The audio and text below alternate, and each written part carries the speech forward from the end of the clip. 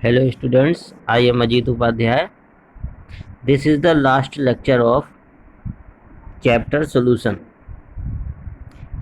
But this lecture is very important for modern days, okay? Because in this lecture we will study about abnormal molar masses, one half factor और उससे related कुछ numericals. Okay बेटा, इसके पहले हमने जो 6 lecture आपको दिखाए हैं उन सारे 6 लेक्चर्स में हमने पूरा सॉल्यूशन चैप्टर कवर किया हुआ है। आपने अगर अभी नहीं देखा है तो पहले उनको देख लीजिए, तब आप इनको समझने की, इस लेक्चर को समझने की कोशिश करिए।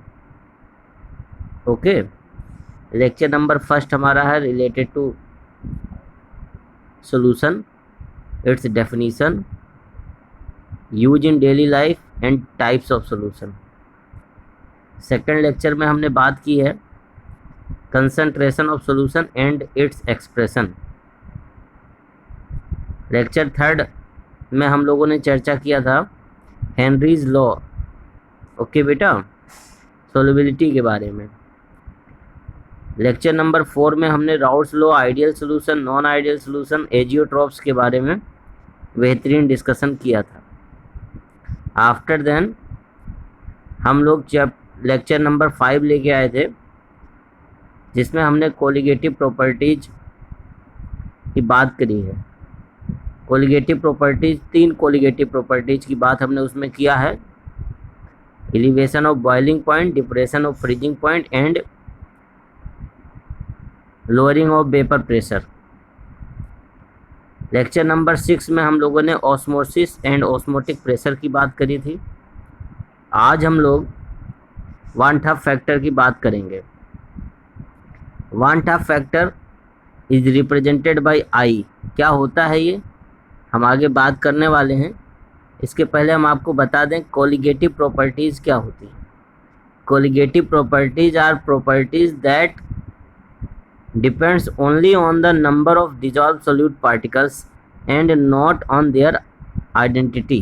Okay, so this is the definition of colligative properties.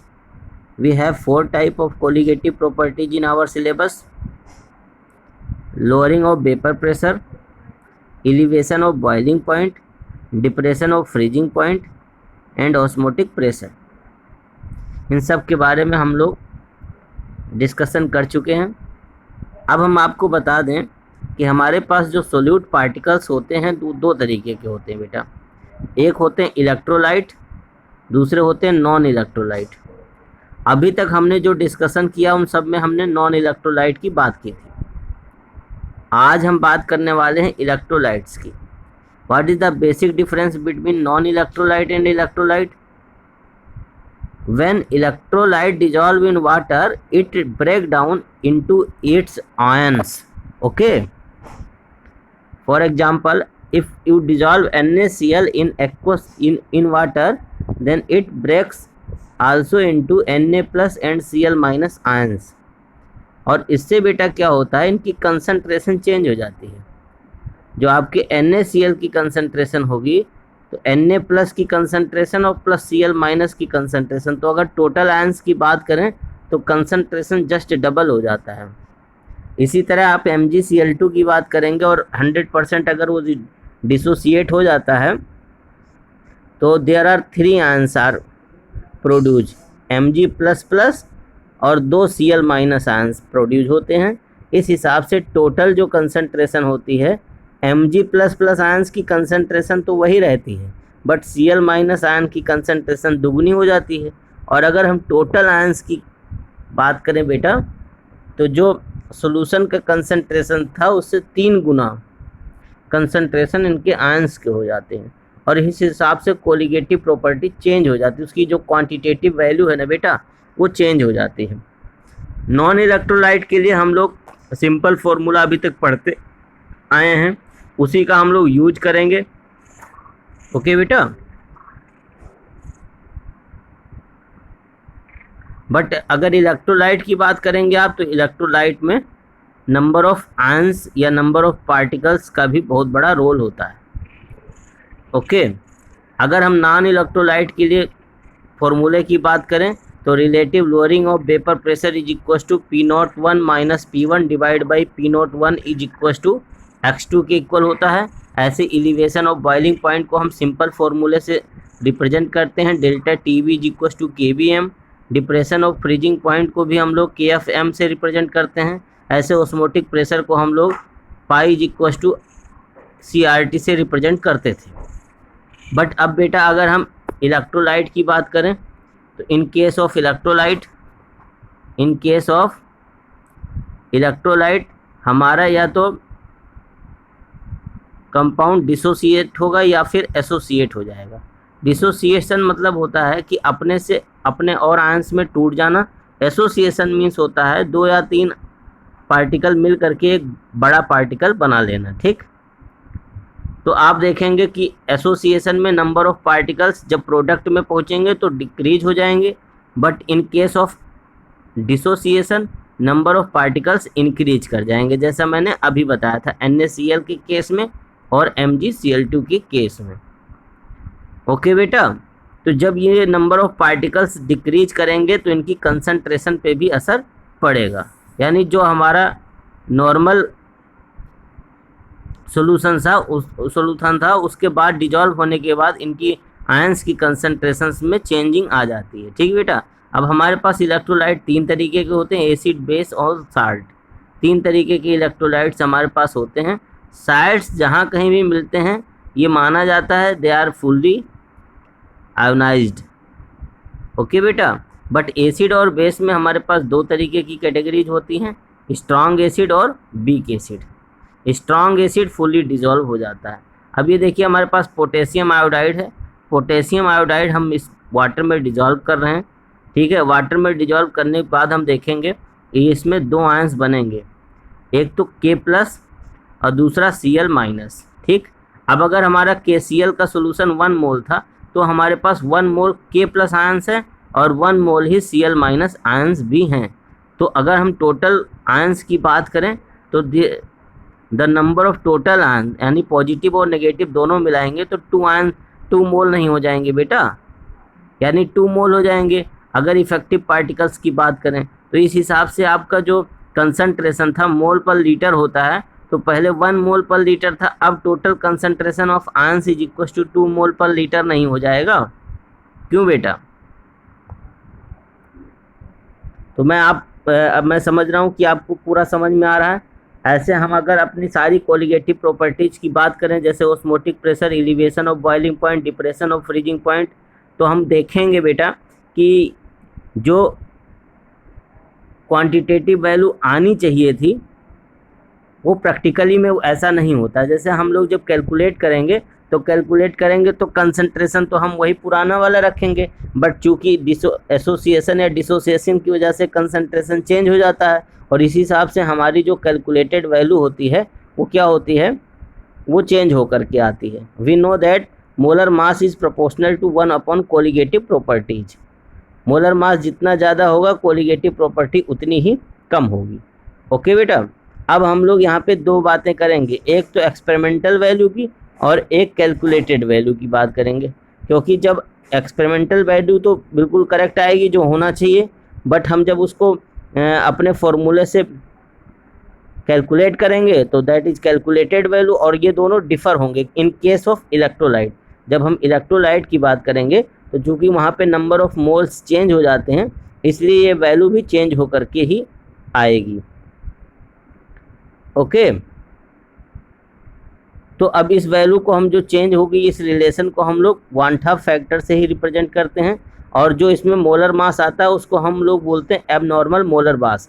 अब यहाँ पे अगर आप KCl के केस में देखें तो मोलर मास जो आपको आएगा वो एक्सपेक्टेड वैल्यू से आधा आएगा। समझ में आ रही बात? आधा क्यों आएगा? क्योंकि आपने इसका जो नंबर ऑफ मोल्स है वो जस्ट डबल हो गया है, इसीलिए मोलर मास जो आपका कैलकुलेट करके आएगा वो एक्सपेक्टेड वैल्यू से कितना आएगा, आधा आएगा। अब आपको क्लियर हो गया होगा। आप अभी फॉर्मूले को सॉल्व करेंगे, फॉर्मूले में जब वैल्यू पुट करके तो आपको अच्छे तरीके से समझ में आएगा। ओके बेटा,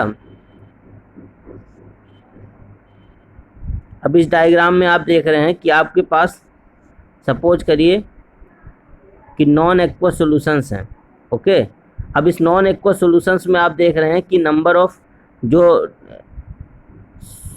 सोल्यूट पार्टिकल्स हैं ये थोड़ी देर में एसोसिएट हो जाते हैं। एसोसिएट मीन्स ये बिग मॉलिक्यूल बना ले रहे हैं। जो ये पिंक कलर के मॉलिक्यूल हैं ये लोग ब्लू कलर के मॉलिक्यूल बनाते हैं। अब इसमें देखें, एग्जाम्पल के तौर पे हमने आपको बताया कि डाइमर ऑफ इथेनोइक एसिड, यानी इथेनोइक एसिड को जब आप बेंजीन में डिजॉल्व करते हैं तो उसका डाइमर बन जाता है, यानी ये पार्टिकल्स आपस में अटैच होकर के एक बिग पार्टिकल बना रहे हैं, जैसा आप डायग्राम में देख पा रहे हैं।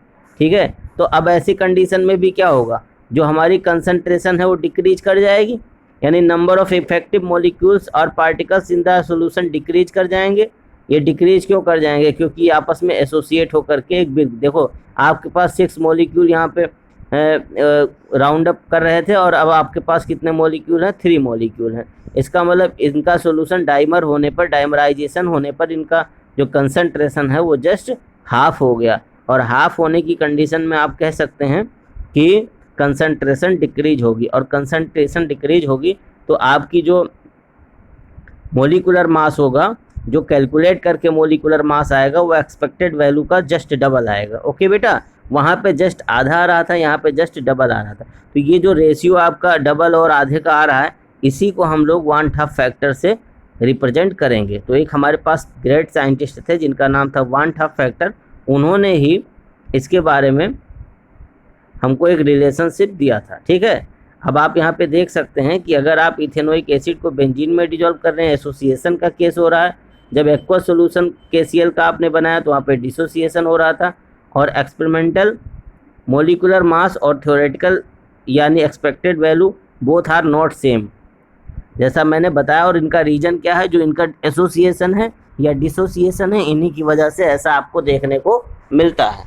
अब इनके बीच में एक रिलेशनशिप आपको बनानी पड़ेगी ताकि जब हम कैलकुलेट करें किसी भी वैल्यू को तो वो बिल्कुल उसी के इक्वल आए जो उसकी ओरिजिनल में थ्योरेटिकल वैल्यू आ रही है, वो एक्सपेरिमेंटल वैल्यू के इक्वल आ जाए। तो इसमें बहुत बड़ा योगदान है JH 1/2 साहब का। इन्होंने एक रिलेशनशिप हम लोग को दिया था, एक हमें जो है फैक्टर इन्होंने प्रोड्यूस किया जिसका नाम रखा गया 1/2 factor. It is represented by small I. Small I से हम लोग इसको रिप्रेजेंट करते हैं। एसोसिएशन और डिसोसिएशन के लिए अलग अलग हम लोग आई की वैल्यू कैलकुलेट कर सकते हैं। आई को हम लोग नॉर्मल मोलर मास और एबनॉर्मल मोलर मास के रेशियो के तरीके से भी जान सकते हैं, या फिर हम लिख सकते हैं कि i is equal to observe colligative property divide by calculated colligative property से भी रिप्रेजेंट कर सकते हैं। या आई का एक और फॉर्मूला होता है, observe colligative property divide by calculated colligative property के अलावा होता है total number of moles of particles after dissociation या association divide by number of mole of particle before association और डिसोसिएशन। ओके बेटा, तो अगर इन दोनों का रेशियो आप निकालेंगे और 100% अगर डिसोसिएशन की बात या एसोसिएशन की बात हो रही है तब भी आप आई कैलकुलेट कर सकते हैं। अब यहाँ पे ऑब्जर्व कोलिगेटिव प्रॉपर्टी और calculated colligative property, in case of अगर एसोसिएशन हो रहा है तो आप ज़्यादातर केसेस में देखेंगे कि ऑब्जर्व कोलिगेटिव प्रॉपर्टी जो होगी वो कम होगी। ओके, और अगर आपका डिसोसिएशन हो रहा है तो ऑब्जर्व कोलिगेटिव प्रॉपर्टी कैलकुलेटेड वाले से क्या होगी, ज़्यादा होगी। अब हम यहाँ पे देख सकते हैं इन्होंने I इज इक्वल टू हमने लिखा है MC/MO। MC माने होता है नॉर्मल या कैलकुलेटेड मोलर मास, और MO मीन्स होता है observe molar mass. Observe means होता है कि जो आपका एबनॉर्मल है, ओके, जो आपने कैलकुलेट करके निकाला हुआ है। तो जो कैलकुलेट करके मोलर मास आएगा वो इन केस ऑफ डिसोसिएशन कम आएगा। ओके बेटा, यानी इन केस ऑफ डिसोसिएशन आप लिख सकते हैं MO is smaller than MC। Note कर लीजिए कहीं, MO is smaller than MC in case of dissociation, but in case of association MC is greater than MO. Okay, I is equal to, जैसा मैंने अभी बताया कि total number of moles of particle after association और dissociation divide by total number of mole of particle before association और dissociation. इससे भी आप कैलकुलेट कर सकते हैं आई की वैल्यू। ओके, अब हम देखेंगे बेटा जितने हमने फॉर्मूले बनाए थे अपने, उन सारे फॉर्मूलों में हम आई को इंट्रोड्यूस करेंगे। जितने भी ऑस्मोटिक प्रेशर के हैं या अपने जो है एलिवेशन ऑफ बॉइलिंग पॉइंट का है, डिप्रेशन ऑफ फ्रीजिंग पॉइंट का है, सब फॉर्मूलों में आई को पुट करेंगे, आई की वैल्यू पुट करेंगे और हम एक नया फॉर्मूला इलेक्ट्रोलाइट्स के लिए ऑब्टेंड करेंगे। ओके बेटा,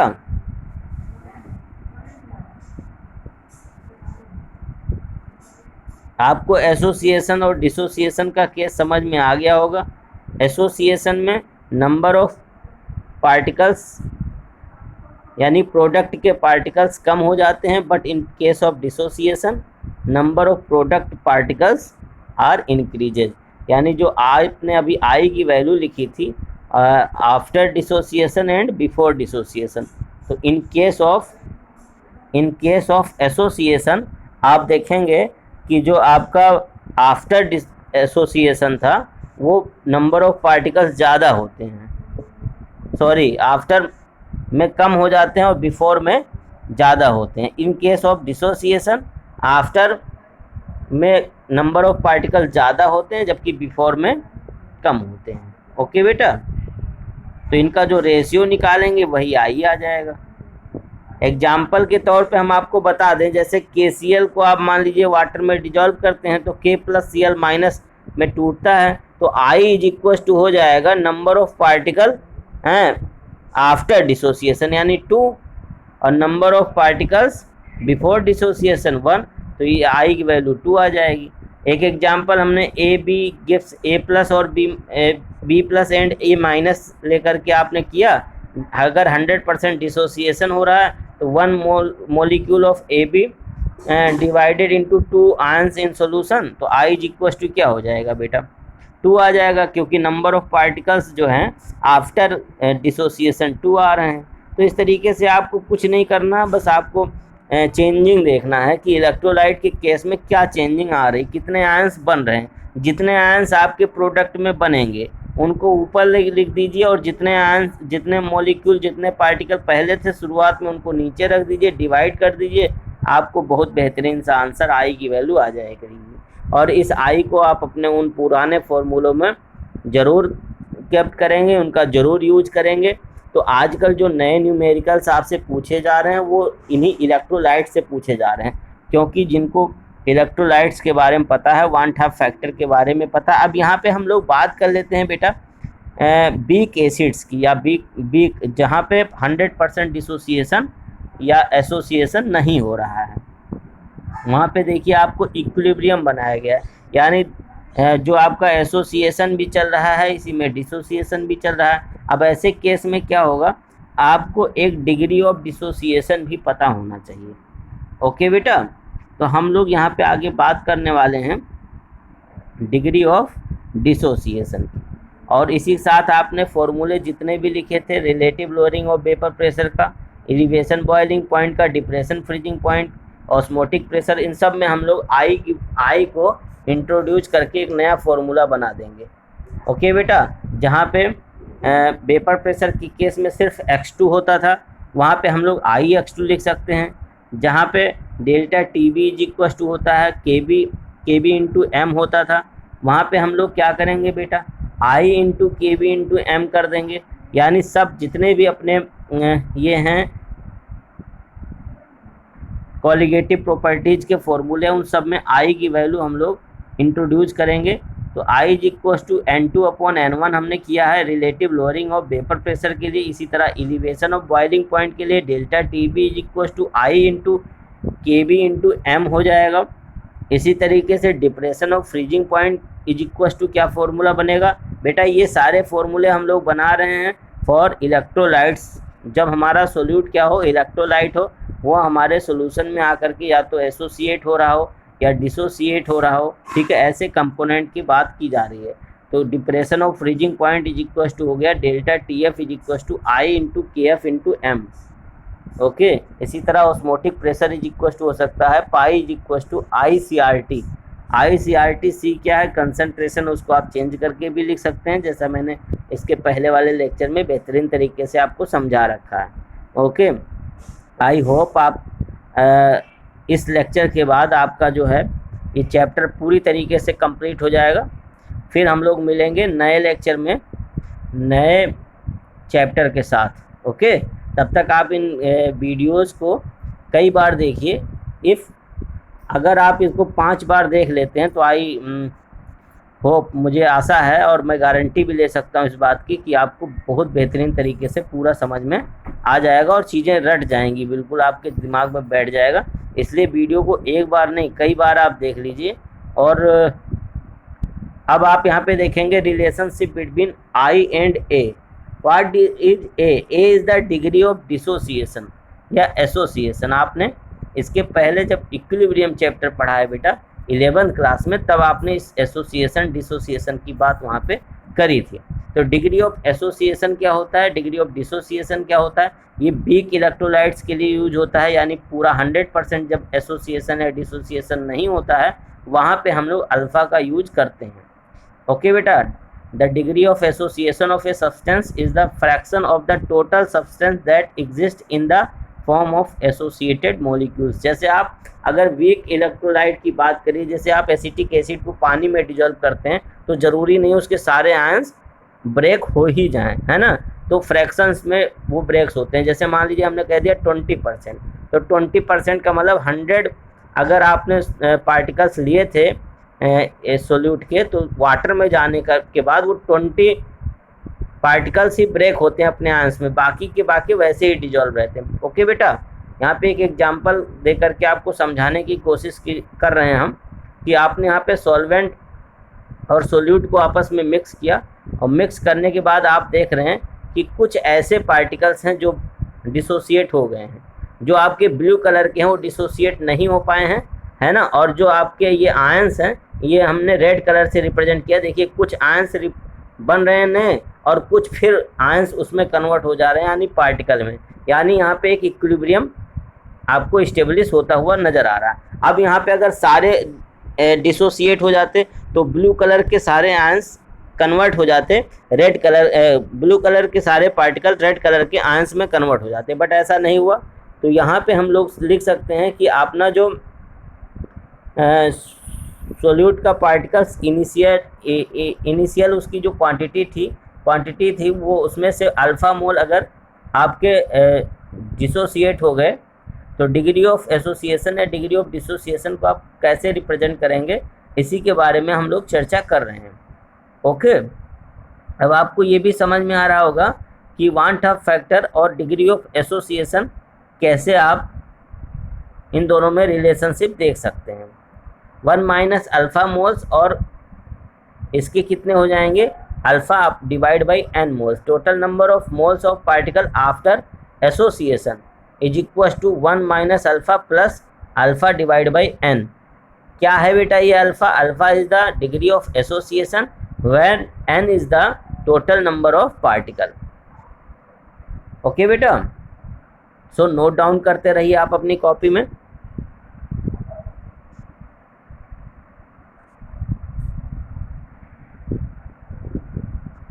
अगर एसोसिएशन नहीं होता तो total number of mole of particle क्या होते, 1 होते। तो आई की वैल्यू हम लोग क्या लिखेंगे, आफ्टर डिसोसिएशन और डिवाइड बाय बिफोर डिसोसिएशन। तो आफ्टर डिसोसिएशन क्या है, 1 minus alpha plus alpha divide by N, और इसको डिवाइड कर देंगे किससे, बिफोर एसोसिएशन मीन्स 1 से डिवाइड कर देंगे। 1 से डिवाइड करेंगे आपको एक नया रिजल्टेंट मिलेगा, उसको आप नोट करेंगे अपनी कॉपी में। तो यहाँ पे आप लिख सकते हैं i is equal to 1 minus alpha plus alpha divide by N, और होल को डिवाइड करेंगे किससे, 1 से डिवाइड कर देंगे। इसको थोड़ा और आप जो है सॉल्व कर सकते हैं और सिंप्लीफाई भी कर सकते हैं, और सिंप्लीफाई नहीं कर सकते तो आप इतना ही नोट भी कर सकते हैं, कोई दिक्कत नहीं है। लास्ट में हमने लिखा alpha is equal to 1 minus I bracket में multiplied by n and divide by N minus 1। वहाँ आप लोग समझ गए होंगे अल्फा क्या है, डिग्री ऑफ एसोसिएशन, आई क्या है, 1/2 फैक्टर, एंड एन क्या है, नंबर ऑफ पार्टिकल्स। ओके, जितने पार्टिकल्स आपने सोल्यूट के इनिशियली यानी शुरुआत में लिए थे वही एन है।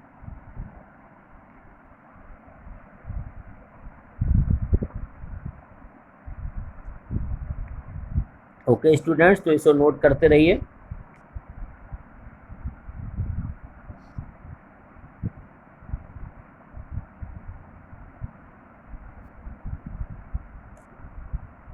अब हम लोग बात करेंगे डिग्री ऑफ डिसोसिएशन की और 1/2 फैक्टर में क्या रिलेशनशिप होता है। अब हम बता दें डिग्री ऑफ डिसोसिएशन में क्या हो रहा होगा। डिग्री ऑफ डिसोसिएशन में आप देखेंगे कि नंबर ऑफ पार्टिकल्स जब वाटर में या एक्वा सोल्यूशन में जाएंगे तो अपने आयंस में ब्रेक डाउन कर जाएंगे। इस तरीके से degree of dissociation of a substance alpha is defined as the fraction of total substance and undergo dissociation, यानी जितने भी पार्टिकल, जितने फ्रैक्शन उनके डिसोसिएट हो रहे हैं वही क्या है, डिग्री ऑफ डिसोसिएशन है।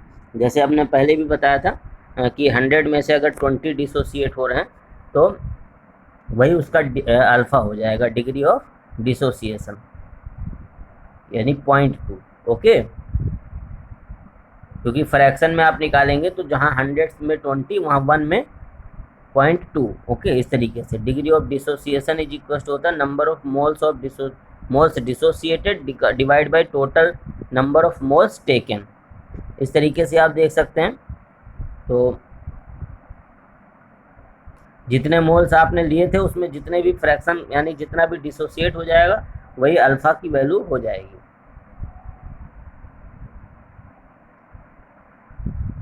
अब आपने ए पार्टिकल्स लिया है, मान लीजिए इसके बी कैटायंस बनते हैं, इनका मोल N1 है, और सी कैटायंस मिलते हैं, इनका मोल N2 है।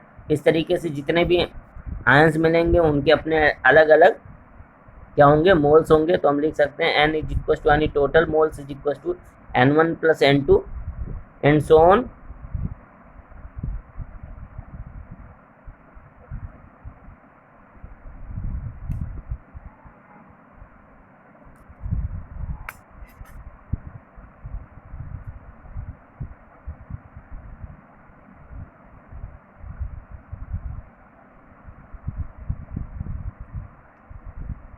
अब मान लीजिए इसमें से अल्फा मोल डिसोसिएट हो गए तो रिमेन ए का जो पार्टिकल बचेगा 1 माइनस अल्फा मोल बचेगा, और ऐसे ये लोग एन अल्फा दोनों लोग बचेंगे।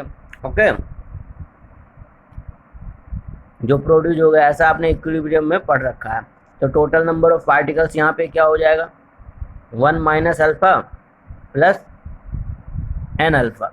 यहाँ पे N1 N2 क्यों नहीं लिया गया, बिकॉज हमने मान रखा है N1 plus N2 is equal to N, इसलिए हमने एन अल्फा की बात करी है।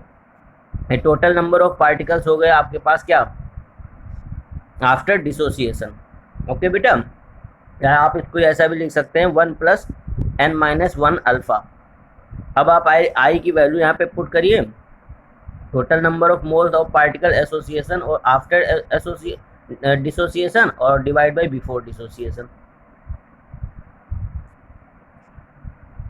अब आफ्टर डिसोसिएशन के बाद आपको क्या मिला है वो वैल्यू आप यहाँ पे पुट कर दीजिए। आई इज इक्वल टू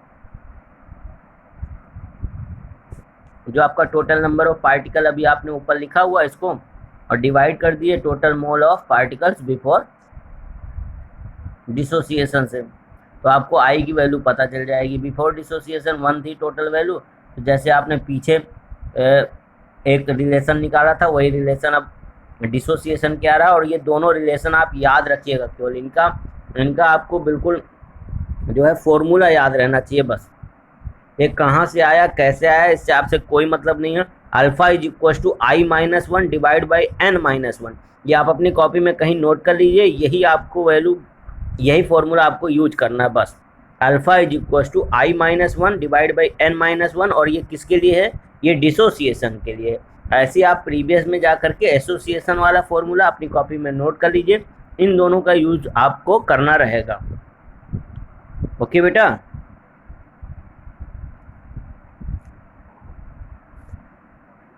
तो आई होप अब आपको सब कुछ समझ में आ गया होगा। अब हम एक न्यूमेरिकल प्रॉब्लम देखते हैं। Acetic acid associate in benzene और फॉर्म ए डाइमर। ये क्या बना रहा है बेटा, एक डाइमर बना रहा है। इसका मतलब इसमें एसोसिएशन हो रहा है। 1.65 gram of acetic acid when dissolve in 100 gram of benzene elevate the boiling point of benzene by 0.36 kelvin. Calculate 1/2 factor and also degree of dissociation of acetic acid. KV की वैल्यू बेंजीन के लिए 2.57 kelvin kilogram mole inverse दी गई है। बेटा ये सारी चीज़ें जो गिवन है इनको आप एक जगह नोट करेंगे, जो आपको फाइंड आउट करना है वो नोट करेंगे। उसके बाद आप सोचेंगे कि इसमें क्या कर सकते हैं, कौन सा फॉर्मूला यूज कर सकते हैं, उसको यूज करेंगे और हमको आसानी से इसका सोल्यूशन मिल जाएगा। ओके बेटा, अब हम यहाँ पे देख रहे हैं कि आपको एसिटिक एसिड यानी जो आपका एसिटिक एसिड है इट इज़ सोल्यूट, यही जो है बेंजीन में डिजॉल्व किया जा रहा है। डाइमर मतलब यहाँ पे हम हमेशा एसोसिएशन की बात करेंगे। तो एसिटिक एसिड का जो मास है वो 1.6 ग्राम है, ठीक है, और 100 ग्राम बेंजीन में इसको डिजॉल्व किया जा रहा है, यानी W2 is equal to 1.65 gram, W1 is equal to 100 gram. इसके बाद एलिवेशन ऑफ बॉइलिंग पॉइंट आपको डेल्टा टी दिया गया है 0.36 केल्विन। केबी बेंजीन के लिए है 2.57 केल्विन किलोग्राम मोल इनवर्स। इसी तरीके से मोलर मास ऑफ CH3COH क्या कितना है बेटा, इसको आप कैलकुलेट भी कर सकते हैं, वरना आपके सामने मैंने लिख ही दिया 60 ग्राम पर मोल होता है।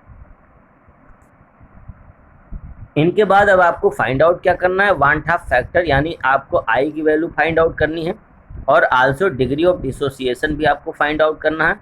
और इन दोनों मिलने के बाद कभी कभी क्वेश्चंस में बेटा के की वैल्यू भी पूछी जाती, के और के वी, तो आपने इक्विलिब्रियम चैप्टर में पढ़ा हुआ है, उससे भी आप कैलकुलेट कर सकते हैं। के इज इक्वल टू होता है सी अल्फा स्क्वायर, फॉर्मूला लगा देंगे तो वैल्यू आ जाया करेगी।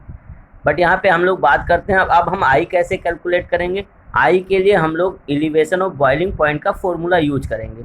हम लोग जानते हैं कि delta T B is equal to I into K B into M होता है।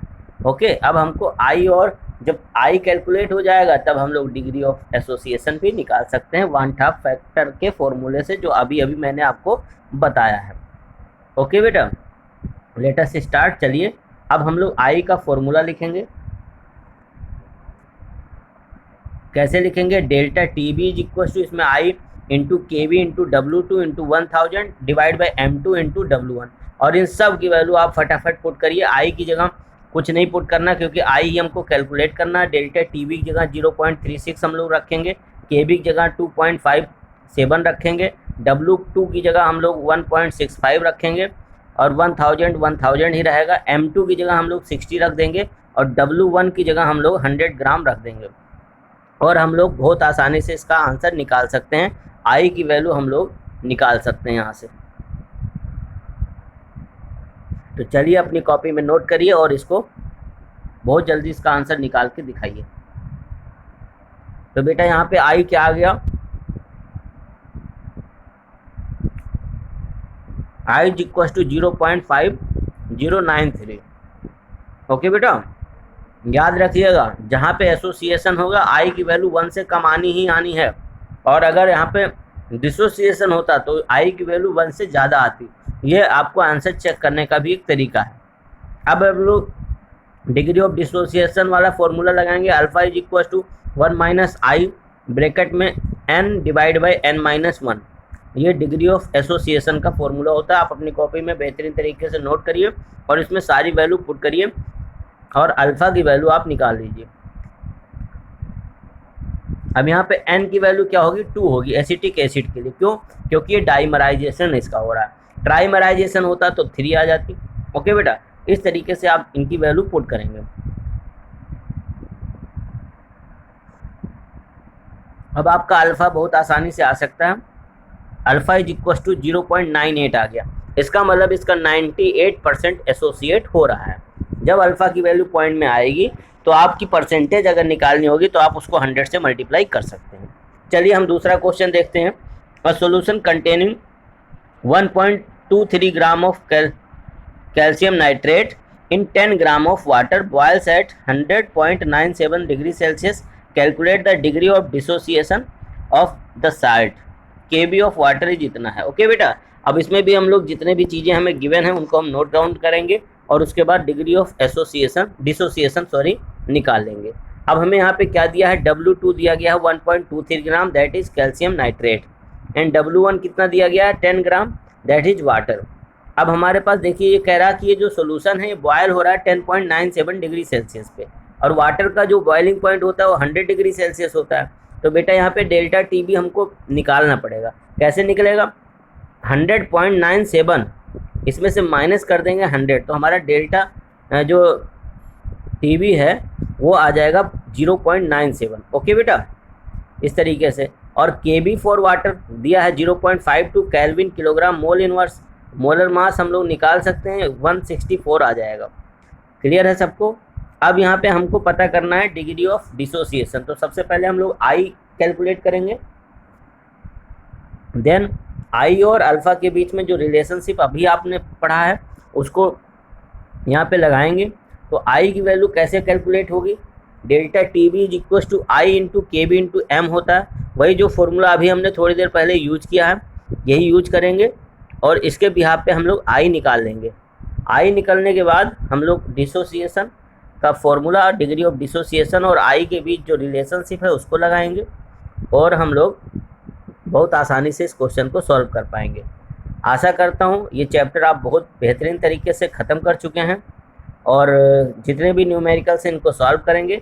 हम फिर मिलेंगे नेक्स्ट लेक्चर में नए चैप्टर के साथ, नई एनर्जी के साथ।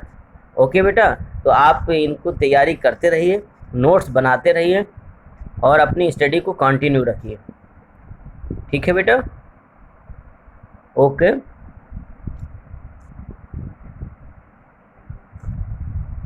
यहाँ डिग्री ऑफ डिसोसिएशन की वैल्यू है alpha is equal to I minus one divide by N minus one. याद रखिएगा डिसोसिएशन में ये फॉर्मूला यूज करेंगे और एसोसिएशन में दूसरा फॉर्मूला यूज करेंगे।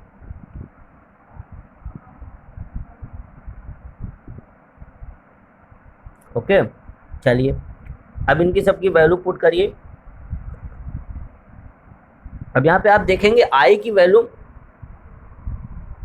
क्या आ सकती है, आई की वैल्यू कहाँ से कैलकुलेट होगी। आपके पास ये फॉर्मूला मैंने लिख दिया, delta T B is equal to, फटाफट इनकी सबकी वैल्यू पुट करिए। आई की जगह यहाँ पे आई आपको कैलकुलेट करना है, डेल्टा टी बी 0.97 रखिए, के बी की वैल्यू 0.52 रखिए, W2 की जगह 1.23 रखिए, और W1 की जगह आप रख दीजिए 10 ग्राम, और साथ में M2 आपका आ गया 164।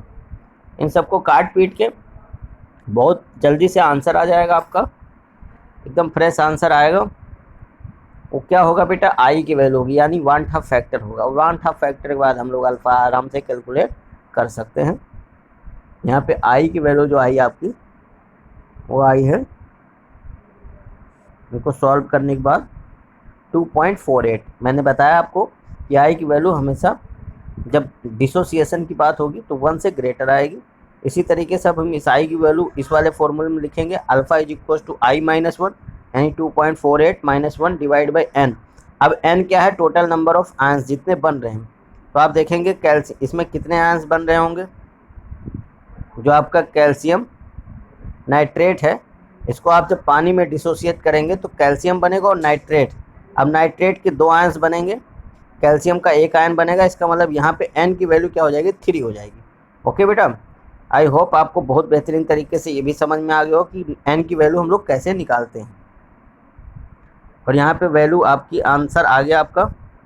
और ओके बेटा, तो इस आंसर को नोट करिए, प्रॉपर नोट्स तैयार करिए। All the best.